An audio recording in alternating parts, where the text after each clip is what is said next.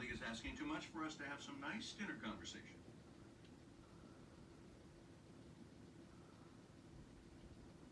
Malcolm, how was school today? History class was cool. Really? Tell us about it. Jimmy Perkins kicked the crap out of Fred Nason right outside our window. He beat up Fred Nason? That dude's huge. I know, I couldn't believe it. Fred knocked Jimmy's hat off, and Jimmy turned and punched him in the face like 5 times in a row, like a second. Fred fell in the bush, and then he just started hitting him and hitting him and hitting him. It was way cool. Jimmy Perkins is crazy. It's like I've always told you boys, crazy beats big every time.